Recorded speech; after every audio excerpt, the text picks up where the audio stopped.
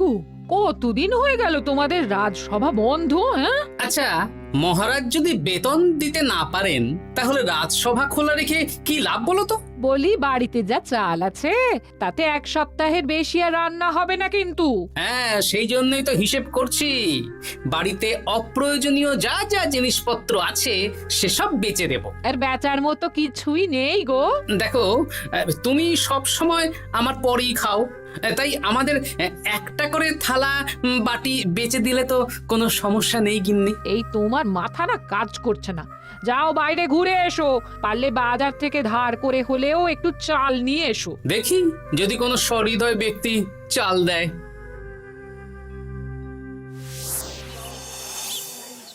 না গোপাল দাদা, বাজারের অবস্থা খুব খারাপ, আর আমি ধারে বিক্রি করছি না। আহা, আরে আমি কোনোদিন তোমার একানাও বাকি রেখেছি বলো? আমি বুঝতে পারছি গোপাল দাদা, কিন্তু আমিও নিরুপায়। গত মাসের বেতন এখনো পাইনি। মহারাজ অনির্দিষ্ট কালের জন্য রাজসভা বন্ধ রেখেছেন। বিশ্বাস করো, বিশ্বাস করো, বেতন পেলেই তোমার ধার আমি মিটিয়ে দেব। এই সপ্তাহ খানেক আগে একই কথা বলে সেনাপতি ধারে 25 কেজি চাল নিয়ে গেছেন। এখন ওনার কোনোই পাত্তা নেই। কি যে করি, কাছের বন্ধু বলতে বিজ্ঞানী আর সভাকবি। দেখি ওদের বাড়িতে একবার ঢু মেরে।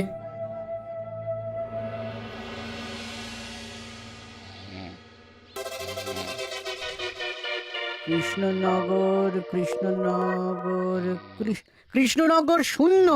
হ্যাঁ, এবারে একটা মোহরও নেই। জাহাপানা সর্বনাশ হয়ে গেছে। কি হলো? পালে বাঘ পড়েছে নাকি?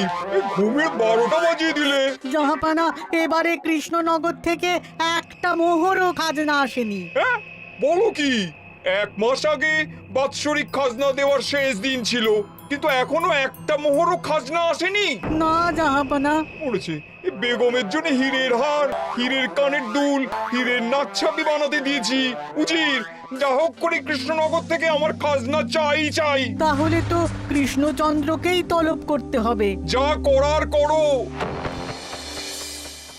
বাবা, এই সময় তোমার শখ হয়েছে ময়না পোষা? আরে না না, আমি পুষিনি। একটা পশ্চিমের গ্রামে কদিন আগে ঘুরতে গিয়েছিলাম। আচ্ছা, ওখান থেকে নিয়ে এসেছো? না, তাও আনিনি, ছোলা খেতে দিয়েছিলাম। দেখি তারপর আমার পিছনে পিছনে উড়ে উড়ে চলে এসেছে। বাহ বাহ বাহ, এ তো ভালো কথা। বিয়ে তো করলে না, তাও একটা সঙ্গী জুটেছে। এ যে সে পাখি নয় গোপাল, এ ময়না কথা বলে, দেখবে। এই ময়না, বলো তো গোপাল এসেছে। আরে বাস, বলো তো গোপালের ভুঁড়ি আছে আমার নেই। বেশ বেশ বেশ। এ ভোরবেলা আমার কাছে আসে, সারাদিন আমার কাছে থাকে, আবার সন্ধে হলেই নিজের বাসায় নিজে নিজেই ফিরে যায়। বুদ্ধিমান পাখি। ওই গ্রামে শাখে শাখে ঝাঁকে ঝাঁকে ময়না। বেশ, বুঝলাম। তা বিজ্ঞানী, তোমার কাছে আমি আসলে একটা দরকারে এসেছি। বলো কি দরকার? আসলে ওই টানাটানির সংসার চলছে, বুঝলে। বাড়িতে চাল বাড়ন্ত, কদিন পরে হাঁড়ি চড়বে না। তুমি কিছু পয়সা ধার দিতে পারবে? আরে এমন করে বলছো কেন? আমার তো সংসার নেই, এত খরচও নেই। তুমি বাড়ি যাও, আমি 2 বস্তা চাল পাঠিয়ে দেব। ধন্যবাদ বিজ্ঞানী, তোমার মতো বন্ধু পাওয়া মুশকিল। বন্ধুত্বে এইসব ধন্যবাদ দেওয়ার দরকার নেই, একে অপরের পাশে থাকলেই হলো।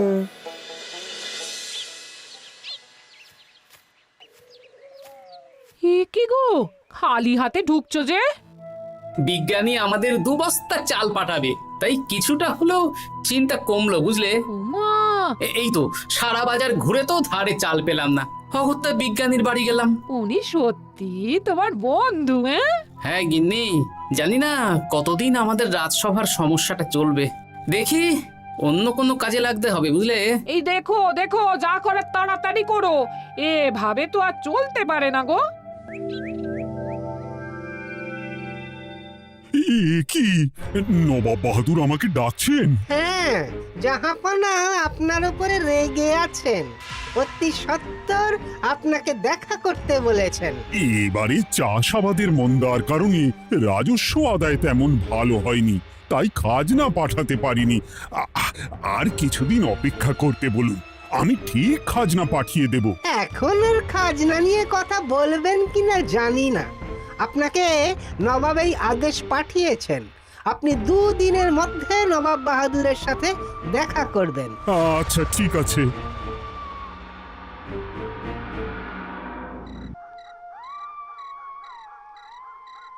মহারাজ, এই বিপদের সময়ে আপনাকে একমাত্র একজনই সাহায্য করতে পারে, আর সে হলো গোপাল। আমি কোন মুখে গোপালকে ডাকবো বলো তো রানী? দীর্ঘদিন ওদের বেতন দিতে পারছি না। গোপাল এরকম স্বার্থপর মানুষই নয় যে নিজের কাজের সময় কাজী আর কাজ ফুরলে বাজি হয়ে যাবে। আপনি একবার বলেই দেখুন না। বেশ, তাহলে আগামীকাল সকালেই গোপালকে ডেকে পাঠাচ্ছি।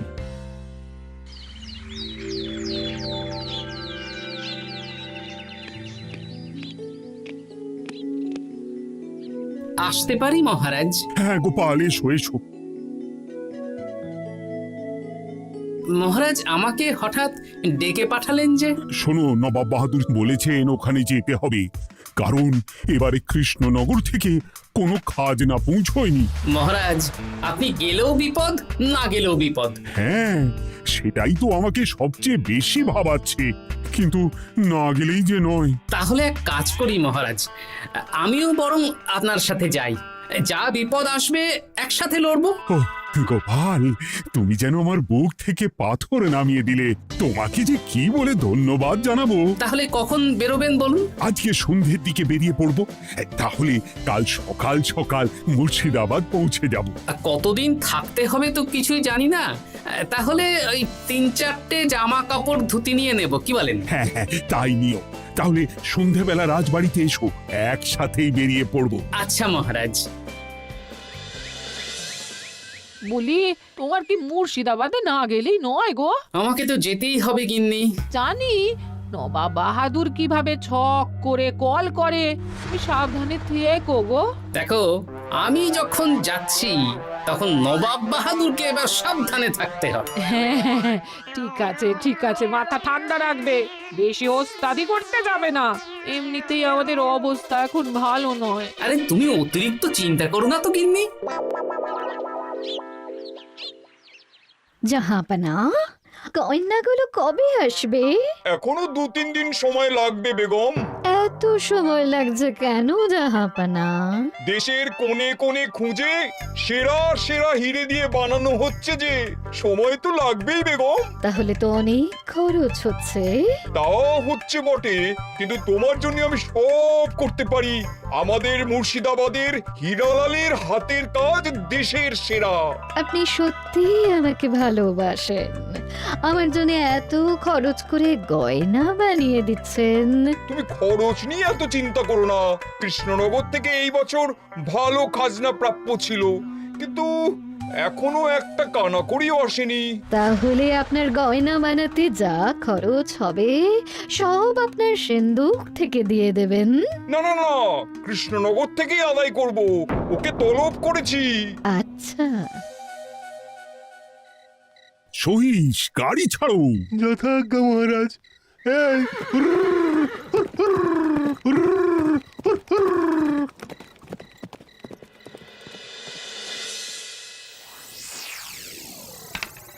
এত রাতে আবার কে এলো রে বাবা?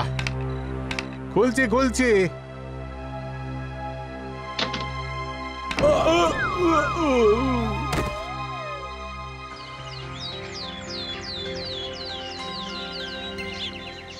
সর্বনাশ হয়ে গেছে জাহাপানা। কি হয়েছে হীরালাল? নবাব বাহাদুর, মহারাজ কৃষ্ণচন্দ্র আর গোপাল এসেছেন আপনার সাথে দেখা করতে। ওদের দরবারে আসতে বলো। হ্যাঁ, এবার বলো হীরালাল, কি হয়েছে? এই তোমার মাথায় পট্টি কেন? জাহাপানা, গত রাতে আমার সর্বস্ব লুট হয়ে গেছে। বলো কি হীরালাল? তোমার কাছেই তো বেগমের হীরের সব গয়নাগাটি বানাতে দিয়েছিলাম। হ্যাঁ জাহাপানা, সব গেছে।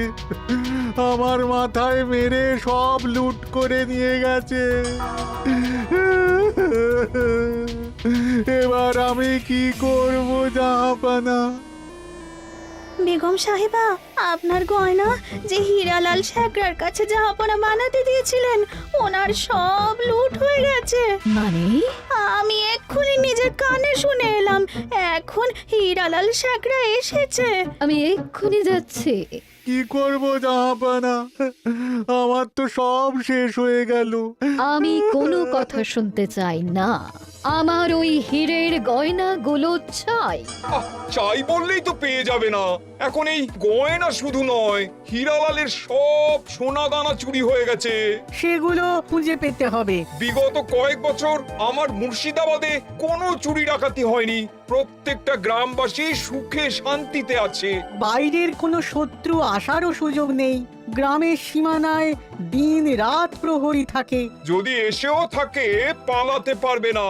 এবারে তাহলে চোরটা কে বুঝবো কি করে? এসব সামান্য চোর ধরার কাজ আমার কাছে নস্যি।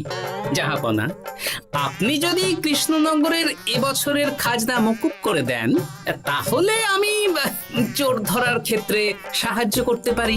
ঠিক আছে কৃষ্ণচন্দ্র, তোমার এই গোপাল যদি চোর ধরে দিতে পারে তাহলে এবছরের খাজনা মুকুব। আগে আমি ওই শেখরার সাথে একান্তে কিছু কথা বলতে চাই। বেশ, প্রহরী প্রহরী, তুমি গোপাল আর শেখরাকে একটা ঘরে নিয়ে যাও। আসুন। এবার আপনি চুরির ঘটনাটা বলুন। চুরি না, ডাকাতি। সে যাই হোক, বলুন বলুন। গতকাল রাতে, তারপর সকালে জ্ঞান ফিরে ঘরে গিয়ে দেখি সব ফাঁকা। আমার ঘরের সাথেই লাগোয়া দোকান। আচ্ছা, দেখুন, আমি আপনার কথা শুনে আর একটু আগের যা আলোচনা শুনলাম তার থেকে মনে হচ্ছে এই চোর স্থানীয় চোর। কি করে বুঝলেন? কারণ বাইরের চোর হলে তো এত নিখুঁত কাজ করা সম্ভব নয়। চোর নিশ্চয়ই আপনাকে ব্যক্তিগতভাবে চেনে। হ্যাঁ, এবার মশাই আপনি বলুন তো, আপনার কোনো শত্রু আছে? না, শত্রু নেই তেমন। আমার সাথে কারো সম্পর্ক খারাপ নেই। আর আমাদের পাড়ায় সবাই ব্যবসায়ী, সবাই সম্ভ্রান্ত লোকজন। বেশ, তাহলে সব ব্যবসায়ীদেরকেই ডাকতে হবে। আমি নবাব বাহাদুরকে বলে দিচ্ছি, আপনি এখন আসুন। নবাব বাহাদুর, আপনি ওই গ্রামের সকল ব্যবসায়ীদের আপনার মহলে ডাকার ব্যবস্থা করুন। সবাই কিন্তু বেশ সম্ভ্রান্ত ব্যবসায়ী। সে হোক না, ওই গ্রামে তো সবাই ব্যবসায়ী, আর বাইরের কোনো লোক গ্রামে ঢোকেনি বা বাইরেও যায়নি। তাই যদি কেউ চোর থেকে থাকে তাহলে ওই ব্যবসায়ীদের মধ্যেই আছে। বেশ, আমি সবাইকে আমার মহলে নিয়ে আসার ব্যবস্থা করছি। আর একটা ফাঁকা বড় ঘর চাই, যেখানে চোর ধরার পরীক্ষা হবে। আর সেই ঘরে আমাদের কৃষ্ণনগরের ঘোড়া চোর ধরবে। হ্যাঁ, ঘোড়া চোর ধরবে? হ্যাঁ, যে ঘোড়ার গাড়িতে আমরা এসেছি সেই ঘোড়া। যদি চোর না ধরতে পারো তাহলে পুরো খাজনা তো গায়ের জোরে নেব, সাথে সাথে কৃষ্ণনগরটাও কেড়ে নেব। আমার উপর একটু ভরসা রাখুন নবাব বাহাদুর, আর যা বললাম করুন। বেশ, শুনুন, এই ঘরে আমার এক প্রিয় ঘোড়া আছে, আর সামনে একটা বালতিতে ছোলা সেদ্ধ রাখা আছে। আপনারা সকল ব্যবসায়ীগণ একে একে যাবেন, দরজা ভিতর থেকে বন্ধ করবেন, আর ঘোড়াকে এক মুঠো করে ছোলা খাইয়ে ফিরে আসবেন। তারপর কি বাড়ি চলে যাব?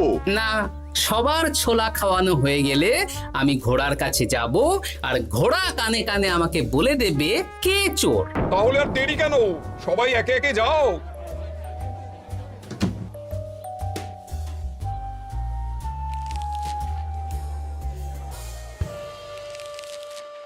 কি করি যদি ঘোড়া সত্যি সত্যি বুঝে যায়? ছোলা খাওয়াবোই না। ব্যাস, ছোলা খাওয়ানো হয়ে গেল। এবার এবার গোপাল বলো তো কে চোর? দাঁড়ান, ঘোড়ার মুখের কথা শুনে আসি।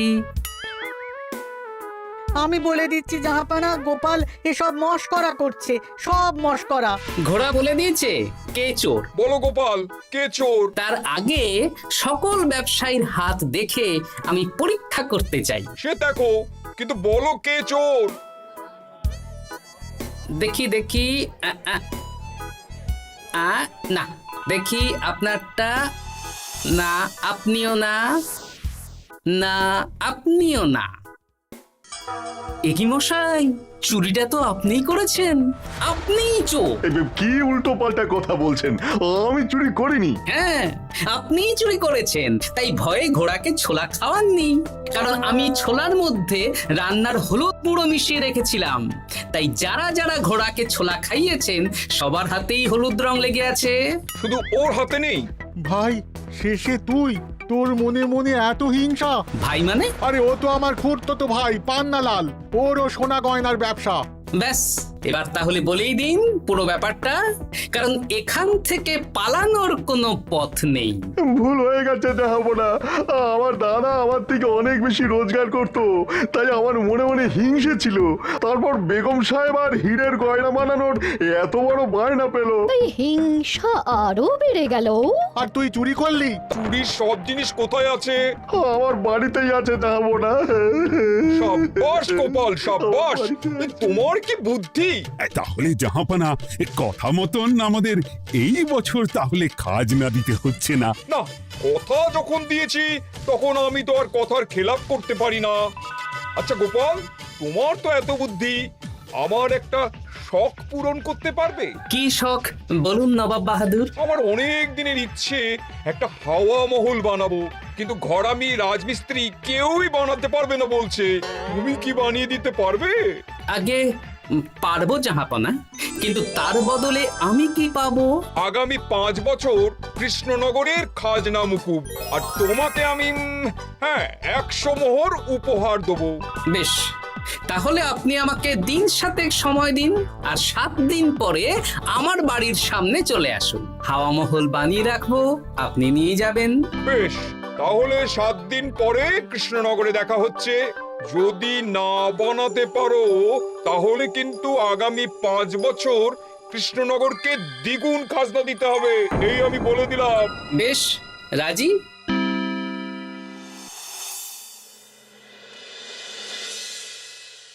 বেশ তো বড় মুখ করে বলে দিলে হাওয়া মহল বানাবে। রাজি রাজি।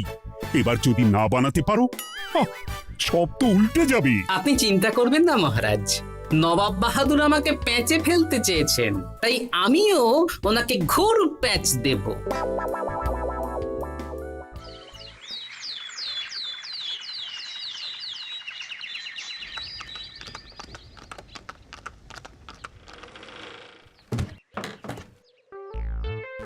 কি গোপাল, আরে কোথায় আমার হাওয়া মহল? 7 দিন হয়ে গেছে তো, তাই মহল দেখতে চলে এলাম। কাজ একদম শেষ পর্যায়ে, চলুন পশ্চিমের মাঠে চলুন। গিন্নি, তুমি মহারাজকে খবর দাও আর বলো পশ্চিমের মাঠে চলে আসতে। আরে তাড়াতাড়ি কর, তাড়াতাড়ি কর। ওই দেখুন, আপনার হাওয়া মহল তৈরি হয়ে গেছে। কই? উপরে দেখুন। ওরে, নবাবের হাওয়া মহল বলে কথা, ইট কথা হয়ে গেছে। এবার রং কর, রং কর। হাওয়া মহল রং করছি তো, এত তাড়া দিস না। আরে তাড়াতাড়ি কর, তাড়াতাড়ি কর। আরে এসব আবার কি? ময়না পাখি হাওয়া মহল তৈরি করছে? হ্যাঁ, হাওয়া মহল তো, তাই হাওয়াতেই তৈরি হচ্ছে।